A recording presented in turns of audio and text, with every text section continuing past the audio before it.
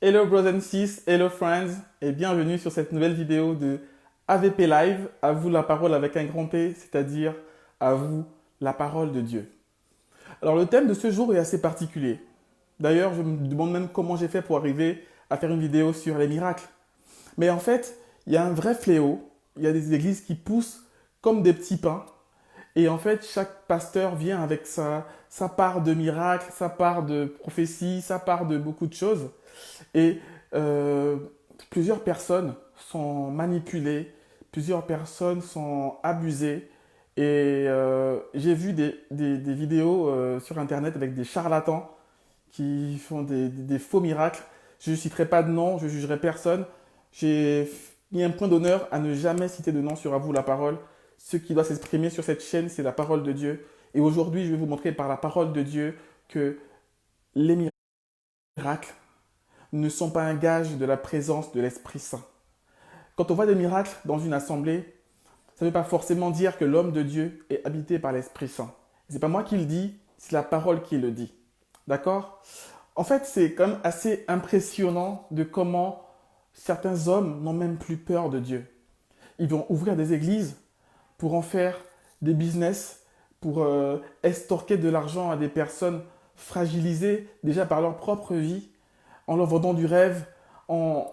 enfin, je ne veux pas en créer une psychose, cette vidéo, pour créer une psychose chez les gens, que les gens ne veuillent plus aller à l'église, que les gens ne veuillent plus voir des sermons sur Internet. Non, pas du tout. Ce que je veux réveiller chez les gens par cette vidéo, c'est réveiller chez les gens cette curiosité, simplement cette vie de chrétien de chercher dans les Écritures, de vérifier tout ce qui vous est prêché dans les Écritures. Et ces versets que je vais vous donner aujourd'hui vont vous montrer que les miracles ne sont pas un gage de présence de l'Esprit Saint. D'accord? Il y a un verset qui dit à ceux-ci, tous reconnaîtront que vous êtes mes disciples, si vous avez de l'amour les uns pour les autres. Et c'est en Jean 13, 35 que cela est dit. Il n'est pas dit à ceux-ci, tous reconnaîtront que vous êtes mes disciples si vous faites des miracles. C'est vrai qu'on parle des miracles dans les signes qui accompagneront les élus, les sauvés. Mais cependant, il ne dit pas qu'à ceux-ci, tous reconnaîtront que vous êtes mes disciples si vous faites des miracles. C'est si vous avez de l'amour les uns pour les autres. La marque indéfectible de l'enfant qui est sauvé par Christ, du chrétien, c'est l'amour. Si tu aimes, tu as l'amour de Christ en toi. C'est là qu'on peut voir que les fruits de l'Esprit habitent en toi. Les fruits de l'Esprit sont révélés en Galates 5, 22. On parle de la patience, on parle de la joie, de l'amour, de toutes ces choses. On doit retrouver ça chez un homme de Dieu. Les miracles, je vais vous dire, je suivais des pasteurs sur Internet qui mettaient des versets, ma foi, assez intéressants, assez encourageants. Et quelques semaines plus tard, j'arrivais sur leur chaîne et je voyais qu'ils faisaient des retournées des gens, tomber des gens par terre, envoyer des guérisons à distance. Et, et franchement, on se demande si on est dans les Avengers ou si on est dans des églises. Et c'est assez frustrant. Je ne dis pas que Dieu n'agit pas dans les églises pour faire des miracles. Non, je ne dis pas ça. Ce que je dis, c'est qu'il faut du discernement. Prenez votre Bible déjà en Matthieu 7, 22, 23, pour voir déjà que le Seigneur lui-même dira à certaines personnes. Matthieu 7, 22, en prenant juste l'exemple de ceux qui font des miracles, dit, des gens diront ce jour-là, Seigneur, Seigneur, n'avons-nous pas chassé des démons en ton nom? N'avons-nous pas fait plusieurs miracles en ton nom? Et pourtant, Jésus dira, je ne vous ai jamais connu. D'accord? Ça veut dire qu'il y en a qui font des miracles aujourd'hui, mais qui n'iront même pas au ciel. Ce n'est pas un gage de présence de l'Esprit Saint. Quand tu es scellé de l'Esprit Saint, lorsque tu en es scellé, tu iras au ciel. Jésus ne pourra pas te dire, je ne vous ai jamais connu. Parce que l'Esprit Saint est la marque qui fait que toute personne appartienne à Christ. C'est le sceau que tu reçois lorsque tu donnes ta vie au Seigneur. Donc, si les personnes font des miracles, mais non pas l'Esprit Saint, ça veut dire que finalement, il y a des faux pasteurs, il y a des faux hommes de Dieu, il y a des faux prophètes. D'accord? C'est pas moi qui le dis, c'est la Bible qui le dit. La Bible dit en Matthieu 24, versets 24 à 25, car il s'élèvera des faux Christ et des faux prophètes. C'est pas moi qui le dis. Prenez votre Bible en Matthieu 24, 24 à 25, vous le verrez. Il y aura des faux Christ et des faux prophètes qui feront des grands prodiges et des miracles jusqu'à même séduire les élus, si c'était possible. Soyons vigilants. Le miracle n'est pas la clause qui prouve que tel ou tel ministère est vraiment de Dieu. C'est Christ qui le dit. Il dit, voici, je vous l'ai annoncé d'avance. Matthieu 24, 24 à 25. S'il vous plaît, lisez ce passage. Lisez tout Matthieu 24. Il est important de savoir cela parce qu'on ne peut pas simplement laisser des charlatans berner des innocents, des personnes qui cherchent vraiment Dieu et qui se font berner par des faux hommes de Dieu. D'accord? Je ne veux pas juger des personnes qui font leur ministère. D'ailleurs, je ne citerai pas de nom. Ce que je veux, c'est que, frères et sœurs, vous soyez vigilants, que vous discerniez, que vous ne jugiez pas un homme de Dieu par rapport à ce qu'il a produit comme prodige ou comme miracle, mais que vous jugez un homme de Dieu par rapport aux fruits de sa vie chrétienne. Est-ce qu'il a l'amour? Est-ce qu'il exerce son ministère dans l'amour? Est-ce qu'il est patient? Bien sûr, il ne sera pas parfait, votre homme de Dieu. D'accord? Je ne dis pas qu'il sera parfait, mais ayez du discernement. Ne vous laissez pas attirer par les miracles. Aujourd'hui, malheureusement, il y a des frères et sœurs qui vont à l'église parce qu'ils veulent voir du show, ils veulent voir des miracles.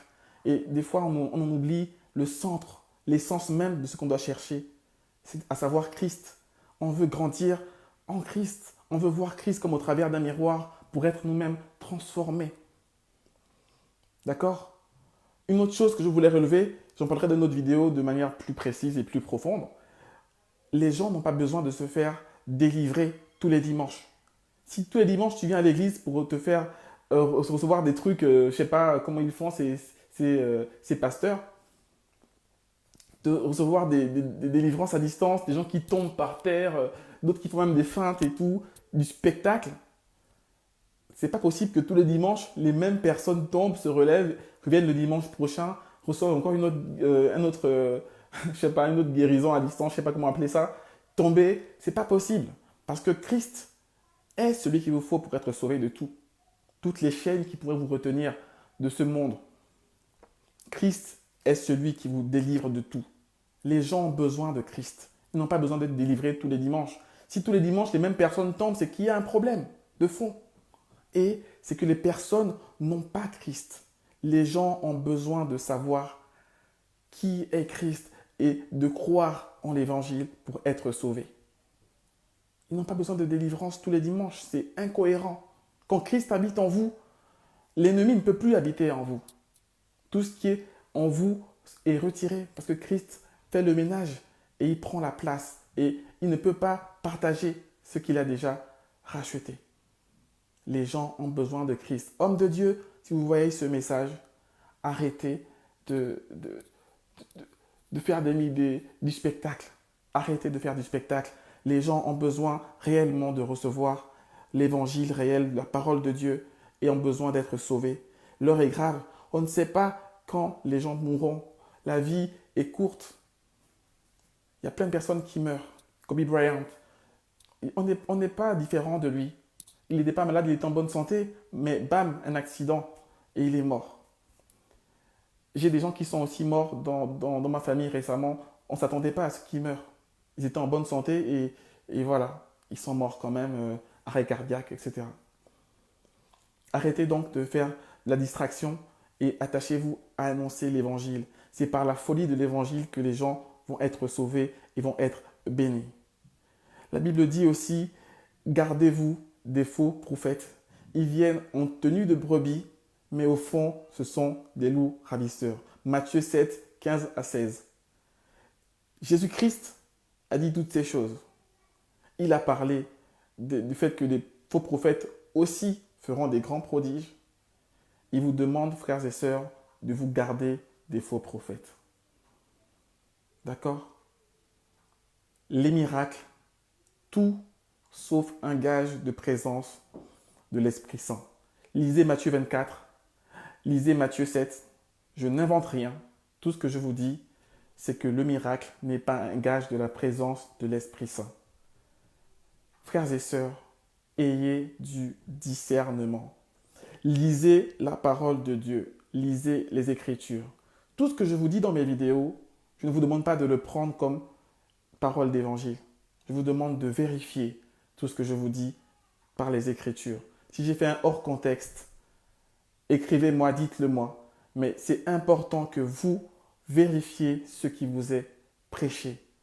Ne soyez pas dans la psychose, dire que est-ce que mon pasteur est vrai, est-ce que mon pasteur est faux. Allez écouter le message de la parole, mais toujours vérifiez tout ce qui est annoncé. Le Seigneur vous éclairera. Si jamais les miracles que vous avez vus dans votre assemblée étaient des faux miracles, Dieu ne vous laissera pas dans le flou. Il vous révélera la vérité. D'accord?